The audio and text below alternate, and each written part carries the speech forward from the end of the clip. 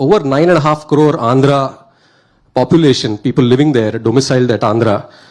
This is a gateway to enormous amount of government services and access in their WhatsApp. So through WhatsApp, the platform was in Manomitra. Am I pronouncing it correctly? Manomitra platform is able to engage with the citizens in more than now 700, more than 1,000 services across more than 36 departments, I expect. And this is one-stop shop, or I said a gateway to the people of Andhra Pradesh to access their IDs, their property tax certificates, their caste certificates, education halls, bus tickets, healthcare services, and everything. So I think the Manomitra platform has been a transformational development in the development of Andhra Pradesh as a state. And it was initiated by the minister just about a year back, I suppose. So I think the theme of the Public Policy Festival, what we are doing today, is very much in line with what the minister is initiating in the state. So my first question I would think about for the minister would be that, you have deployed technology extensively for governance in Andhra Pradesh. And we here, outside of the state, we always follow the model of Andhra Pradesh when it comes to any kind of tech interventions in all aspects, but especially also in governance. So, can you give us a sense of the outlook towards tech-enabled governments, where we stand right now? What do you think are the possibilities going forward with the advent of new technologies, with blockchain 2.0 and so on and so forth, and some of the initiatives that have been very impactful? Thank you very much. Thank you for having me here. You pretty much answered the first question with explaining about Manomitra, so I'll not go back to it. But in Andhra Pradesh, we use technology as an enabler to sort of take not only policies to the citizen, but actually look at how we can serve them better.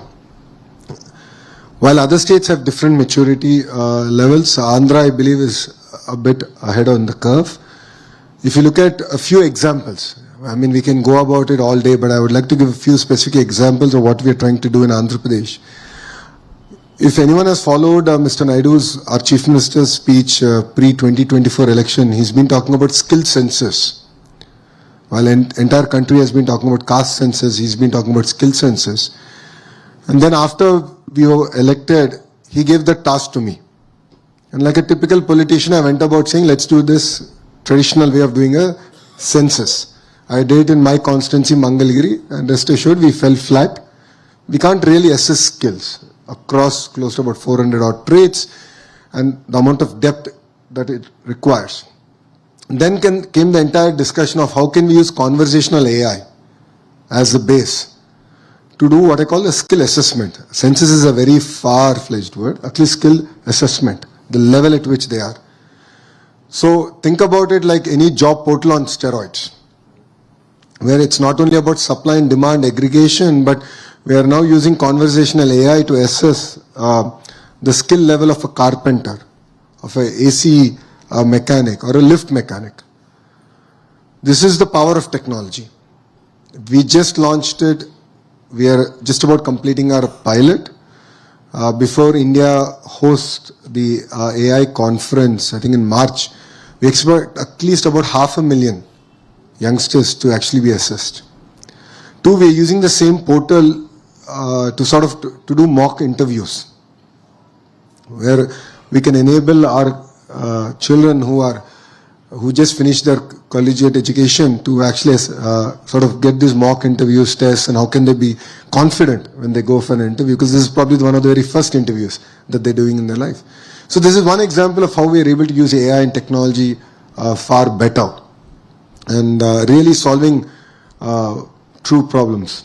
And that's something that we've sort of set ourselves apart. In terms of land records is something that plagues India. It's a huge challenge for us, quality of a land records. Andhra is no different.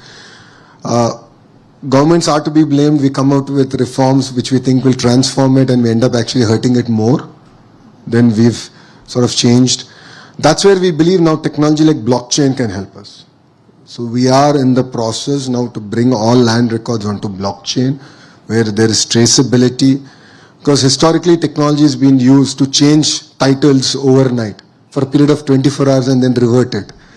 So these are things that we've also struggled with as a state, and that's where blockchain is being used. Government services being delivered. Yes, 1,000 services are on a single WhatsApp number, and I believe that's just the beginning. I call it, we're testing the water, where generative AI can actually be used to deliver better services. And with a familiar platform. With a very familiar platform, India runs on WhatsApp, my life runs on WhatsApp, and we can actually build this out. And this is where I believe what Andhra is doing is actually creating a platform tomorrow that we can actually take it to the national level. And that's the kind of work that we're doing. And this is just the beginning of what I believe that technology and governance can truly transform things. Please subscribe to Leo News for more videos.